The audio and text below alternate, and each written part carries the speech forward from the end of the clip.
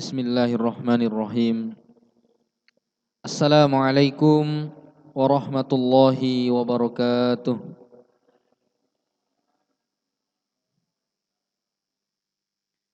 Innal hamdalillah nahmaduhu senantiasa mencurahkan kenikmatannya kepada kita semua, sehingga pada kesempatan yang berbahagia ini, di tempat yang mulia, di hari yang mulia, dan insyaallah kita bersama dengan orang-orang yang dimuliakan Allah Subhanahu wa taala. Kita pada kesempatan ini masih dapat berkumpul di salah satu tempat yang paling dicintai oleh Allah Subhanahu wa taala, yaitu masjidnya. Salawat dan salam semoga senantiasa tercurahkan kepada junjungan kita Nabi besar Muhammad sallallahu alaihi wasallam, Nabi akhir zaman, yang oleh seorang muslim harus senantiasa dijadikan sebagai suri toladan dalam kehidupan sehari-hari. Bapak-bapak dan ibu-ibu serta hadirin sekalian yang sama-sama dimuliakan Allah Subhanahu wa taala. Di dalam sebuah hadis yang tercantum di dalam hadis Arba'in An-Nawawiyah, Rasulullah sallallahu alaihi wasallam bersabda, yang diriwayatkan oleh Abdullah bin Umar. An Abdullah bin Umar radhiyallahu anhuma qala, kana Rasulullah sallallahu alaihi wasallam ya'khudhu bimankibai faqala kun fid dunya ka'annaka gharibun aw 'abiris sabil. Wa kana Ibnu Umar yaqul fa idza amsayta fala tantadhirus sabah wa idza asbahta fala tantadhirul masa.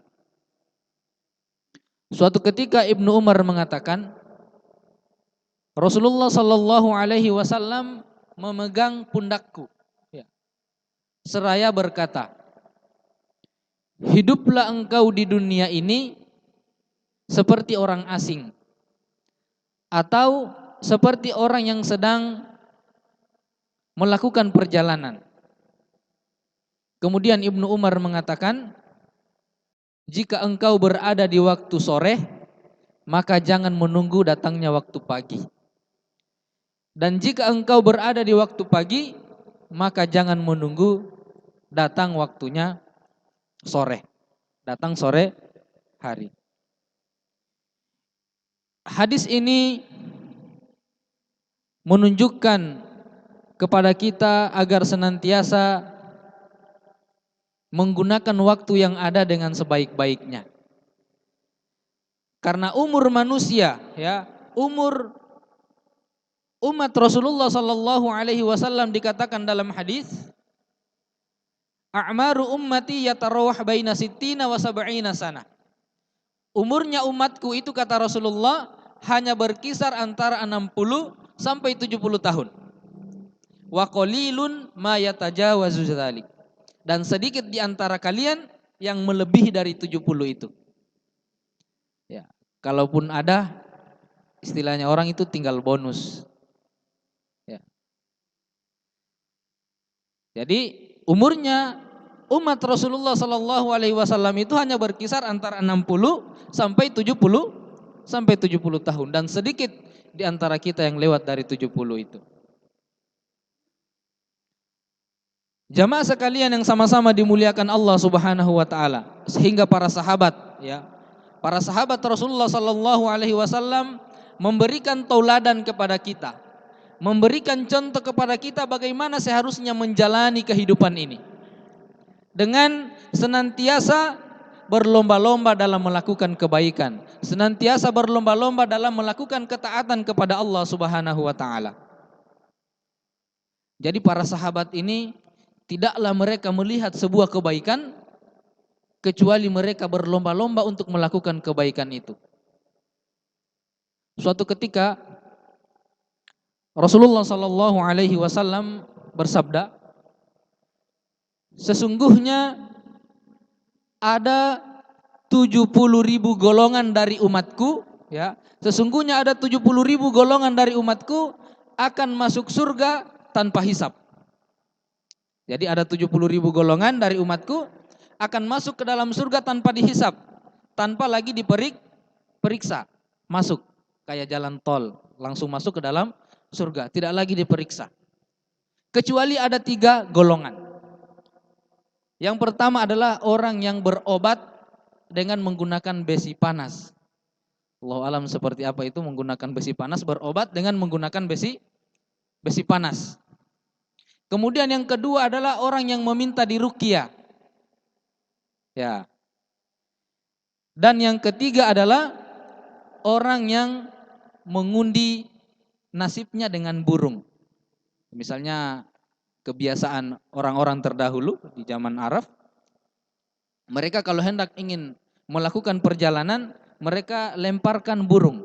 Lempar burung, kalau burungnya larinya ke kiri, maka ini pertanda pertanda buruk, pertanda tidak baik. Jadi mereka tidak jadi melakukan perjalanan. Kalau burungnya larinya ke kanan, ini pertanda baik. Ya. Jadi ketika Rasulullah SAW mengatakan ada 70.000 golongan dari umatku akan masuk surga tanpa hisab, maka berdiri salah seorang dari sahabat. Berdiri langsung memanfaatkan kesempatan ini. Namanya Ukasha. Ya Rasulullah, doakan aku agar aku termasuk dari 70.000 golongan itu. Kemudian Rasulullah mengatakan, engkau adalah bagian dari 70.000 itu. Jadi ketika ada kesempatan, dia langsung berdiri minta didoakan kepada Rasulullah. Kemudian setelahnya ada sahabat lagi yang berdiri, kemudian kata Rasulullah, sesungguhnya engkau telah didahului oleh Ukasha. Ya. Jadi Ukasha memanfaatkan kesempatan yang ada. Kemudian di kisah yang lainnya lagi, bagaimana para sahabat senantiasa berlomba-lomba dalam melakukan kebaikan. Ya. Suatu ketika di pagi hari, Rasulullah mengumpulkan para sahabatnya. Ya. Rasulullah tanyakan satu persatu. Siapa di sini yang sudah melakukan hasada illa fitnataini? Tidak ada cemburu kecuali pada 2 perkara. Berarti yang lainnya tidak boleh. Cemburu yang pertama adalah cemburu kepada seseorang yang diberikan harta, kemudian dia infakkan hartanya di jalan Allah. Kita boleh cemburu sama orang ini. Kemudian yang kedua adalah seseorang yang diberikan Allah Subhanahu wa taala ilmu, pemahaman tentang agama, kemudian dia dakwakan agamanya. Jadi 2 perkara yang boleh kita cemburu di dalamnya.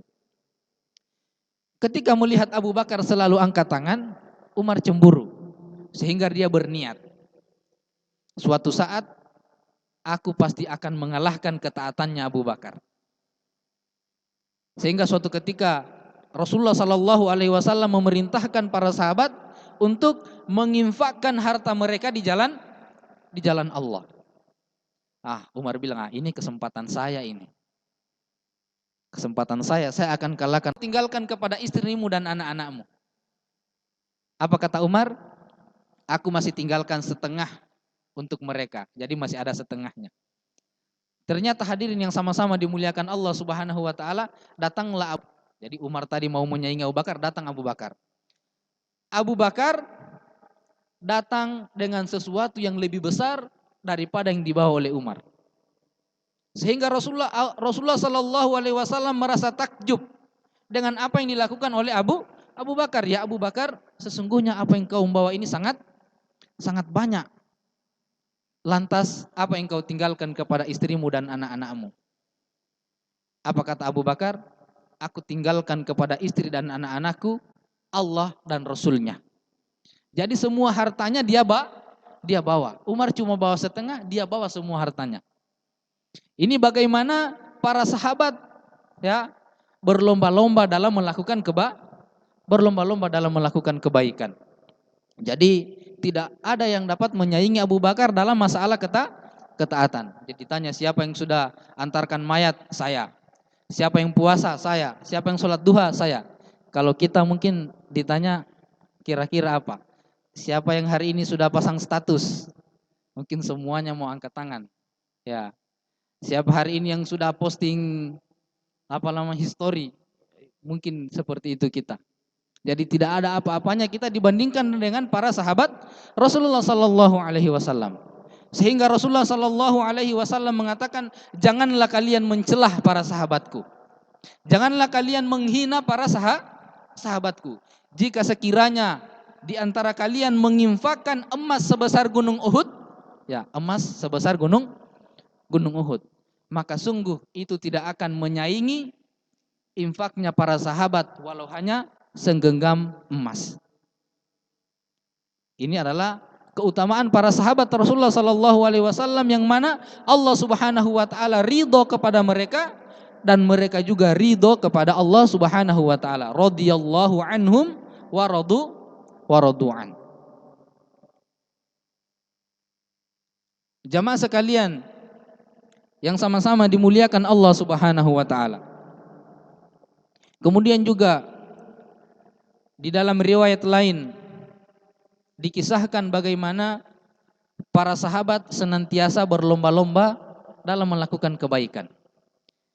Jadi suatu ketika para sahabat yang miskin, ya, dari kalangan muhajirin yang miskin, ya, yang hidupnya serba kekurangan, ini datang kepada Rasulullah mengeluh. Ya, kelihatan dari wajahnya bahwa mereka sedang dalam kegalauan. Mereka datang mengeluh kepada Rasulullah. Mereka mengatakan seperti ini. "Ya Rasulullah, sesungguhnya orang-orang yang kaya, ya, orang-orang yang kaya telah memborong semua amal kebaikan. Hatta kebaikan terbesar sekalipun, itu sudah diborong semua sama orang-orang kaya. Sementara kami orang-orang miskin tidak bisa melakukan seperti apa yang dilakukan oleh mereka." Sehingga Rasulullah bertanya, bagaimana bisa seperti itu? Ya, mereka katakan, "Ya Rasulullah, sesungguhnya kami sholat sebagaimana juga mereka sholat. Kami puasa sebagaimana juga mereka berpuasa. Kami melakukan sholat malam sebagaimana juga mereka melakukan sholat malam. Tetapi mereka berzakat, kami tidak mampu untuk berzakat. Mereka berinfak, kami tidak mampu untuk berinfak. Mereka menyumbangkan harta mereka di jalan Allah, kami tidak mampu melakukan itu. Sehingga semua amal kebaikan sudah diborong sama mereka." Ya, jadi Rasulullah melihat ada kegalauan di hati mereka. Sehingga Rasulullah menjawab seraya menghibur mereka. Ya, kata Rasulullah SAW mengatakan seperti ini. "Maukah kalian aku tunjukkan sesuatu yang apabila kalian lakukan, maka kalian akan sama seperti dengan derajat mereka. Dan tidak ada yang mampu menyaingi kalian kecuali orang yang melakukan hal yang sama." Mereka bertanya, "Apakah itu wahai Rasulullah?" Rasulullah mengatakan, "Ucapkan subhanallah walhamdulillah Allahu akbar sebanyak 33 kali setelah selesai sholat." Ya. Jadi ucapkan subhanallah 33 kali, alhamdulillah 33 kali, dan Allahu akbar 33 kali setelah melaksanakan sholat. Akhirnya dengan gembira, ya, gembiranya mereka ini dari kalangan orang miskin, mereka kembali. Setelah habis sholat karena gembira mereka keraskan suara mereka. Subhanallah, subhanallah, subhanallah sebanyak 33 kali. Akhirnya hal yang sama. Setelah sahabat yang miskin ini mendapati bahwa orang-orang yang kaya juga melakukan hal yang sama, mereka kembali galau. Kalau begitu kita sudah ditinggal lagi. Karena mereka sudah melakukan hal yang sama. Akhirnya dengan galau lagi mereka kembali kepada Rasulullah. "Ya Rasulullah, sesungguhnya mereka sudah melakukan hal yang sama." Apa kata Rasulullah? Itulah keutamaan yang Allah Subhanahu wa taala berikan kepada orang-orang yang dikehendakinya. Jadi ini amalan bisa kita amalkan. Setiap habis sholat ucapkan subhanallah 33 kali, alhamdulillah 33 kali, Allahu akbar 33 kali. Ini akan mengangkat derajat kita. Ya. Kemudian di dalam sebuah hadis Rasulullah sallallahu alaihi wasallam bersabda, "La tahkiranna minal ma'rufi syai'an." Jangan engkau menganggap remeh kebaikan itu walaupun hanya kecil. Jangan dianggap remeh. Walau antal ko ahoka biwadhin tolkin. Walaupun hanya sekedar engkau melemparkan senyuman ke wajah sahabatmu. Ini adalah kebaikan yang tidak bisa dianggap remeh. Ya, sudah terlanjur. Akhirnya apa? Dengan spontan aku memasukkan jari-jariku ke dalam mulutnya, mengeluarkan kurma yang sudah ada di dalam mulutnya. Dikeluarkan. Dan dia mengatakan, wahai anakku, jangan engkau permalukan ayahmu ini di akhirat kelak. Demi Allah, aku tidak akan membiarkan barang haram akan masuk ke dalam perutmu. Ya, jadi sampai seperti itu Abu Dujana lakukan. Aku tidak akan biarkan barang haram itu masuk ke dalam perutmu. Akhirnya Rasulullah Sallallahu Alaihi Wasallam mendengarkan cerita tersebut sambil berkaca-kaca. Ya, Rasulullah meminta para sahabat untuk menyelidiki siapa pemilik kurma itu. Ya, setelah diselidiki ternyata kurma itu pemilik dengan pohon kurma yang ada di surga. Tapi apa katanya? Tidak, wahai Rasulullah. Aku tidak pernah menjual barangku dengan sistem jatuh tempo. Aku tidak mau menjual barangku dengan sistem jatuh tempo atau dengan janji-janji. Aku mau dibayarkan secara tunai. Ya, kalau di surga berarti nanti katanya. Saya mau dibayarkan secara tunai. Akhirnya dia tetap tidak mau. Mendengarkan apa yang dikatakan Rasulullah, Abu Bakar langsung berdiri. Kalau begitu, aku akan ganti pohon kurmamu ini dengan pohon kurma yang terbaik yang ada di negeri ini. Dengan 10 kurma yang terbaik yang ada di negeri ini. Baru dia mau. Akhirnya diterimalah itu dan dia senang. Kembali ke rumah dengan keadaan senang dan menceritakan kepada istrinya tentang apa yang dia dapatkan. Wahai istriku, aku mendapatkan ganti kurma sebanyak 10 kurma yang terbaik yang ada di negeri ini. Lagian pohon kurma kita masih ada di depan rumah. Kita masih bisa ambil yang jatuh, kita makan dan tidak kita berikan kepadanya. Akhirnya di malam hari dia tidur, ya. Ketika di pagi hari dia terbangun, ternyata pohon kurmanya yang ada di depan rumahnya sudah pindah ke depan rumah Abu Dujana. Dan tidak ada lagi bekas tumbuhnya pohon kurma di tempat sebelumnya. Bekasnya tidak ada, berpindah. Ya. Jadi ini kita lihat bagaimana para sahabat radhiyallahu anhum ajmain bagaimana berlomba-lomba dalam melakukan kebaikan. Ketika melihat ada kesempatan, cepat. Ketika melihat ada kebaikan, cepat. Seperti Abu Bakar As-Siddiq radhiyallahu anhu. Ya. Lagi. Ya, terakhir juga bagaimana para sahabat berlomba-lomba dalam melakukan kebaikan, tidak pernah menyia-nyiakan kesempatan. Suatu ketika di peperangan, ya, ada seorang sahabat yang sedang makan kurma. Jadi beberapa butir kurma dia makan. Rasulullah SAW kemudian bersabda, sesungguhnya surga itu besarnya seperti langit dan bumi. Arduha ka'ardis samawati wal ard. Surga itu luasnya seperti langit dan bumi.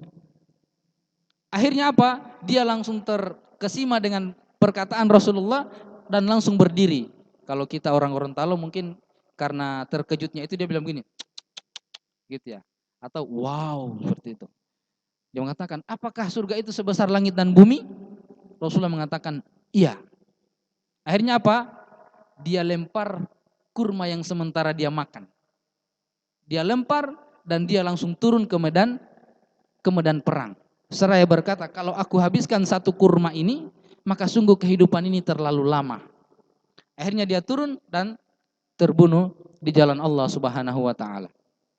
Ya, jadi ini jamaah sekalian yang sama-sama dimuliakan Allah Subhanahu wa taala, jangan pernah menganggap remeh sebuah kebaikan walau hanya kecil.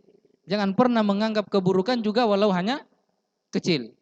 Imam Az-Zawji rahimallahu taala menulis dalam bukunya,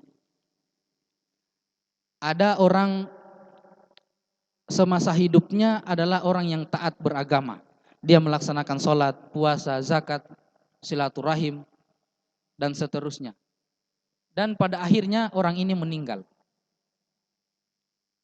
Dan orang sudah menganggap bahwa dia adalah penduduk surga karena kehidupannya secara zahir adalah melakukan kebaikan dan ketaatan. Tetapi Ibnu Az-Zawji rahimallahu taala melihat orang ini di dalam mimpinya bahwa dia ada di dalam neraka. Sehingga Imam Zawji heran, bukankah dulu dia adalah orang soleh? Bukankah dulu dia adalah orang yang bertakwa? Kenapa sekarang dia ada dalam neraka? Setelah ditanya, ternyata ada satu kesalahan yang dia lakukan. Jadi apa kesalahannya? Katanya, dulu dia sempat meminjam jarum. Dulu dia sempat meminjam jarum kepada tetangganya. Kemudian dia lupa mengembalikan jarum itu sampai dia meninggal.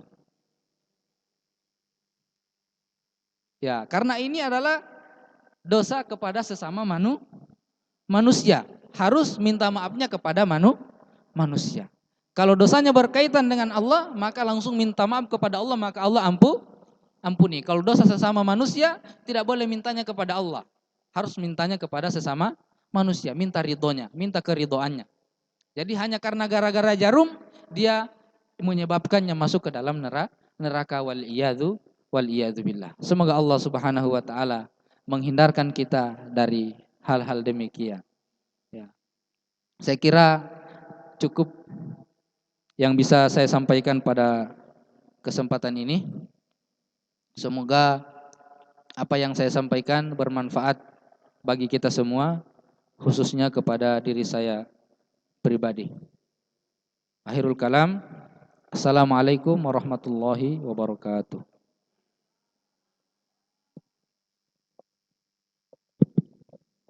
Demikianlah taujiah yang telah disampaikan oleh Ustadz Risman. Kepada teman-teman dipersilakan apabila ada yang perlu dipertanyakan terhadap taujiah hari ini tentang fastabiqul khairat Ustadz ya. Berlomba-lomba dalam berbuat kebaikan. Tadwala, persilakan.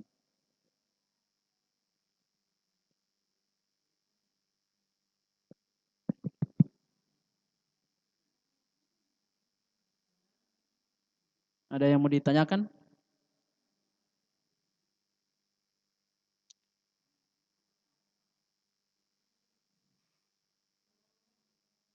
Baik, kalau tidak ada pertanyaan, kita langsung tutup Ustadz ya. Baik, terima kasih kami sampaikan kembali pada Ustadz Risman yang telah memberikan taujiah pada kesempatan kali ini. Semoga apa yang telah kita dengarkan dapat kita amalkan dan lebih mendekatkan diri kita kepada Allah Subhanahu wa taala serta meningkatkan usaha kita untuk selalu berlomba-lomba dalam kebaikan. Terima kasih sekali lagi dan terima kasih pada Bapak Ibu ASN di lingkungan Badan Keuangan dan jamaah sekitar Masjid Al-Islah yang telah mendengarkan taujiah pada pagi hari ini. Baik, untuk menutup ini kita tutup dengan doa kafaratul majelis. Subhanaka wa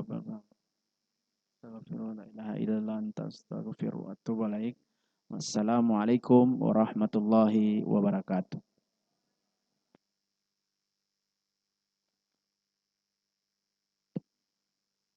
Untuk Bapak Ibu yang masuk dalam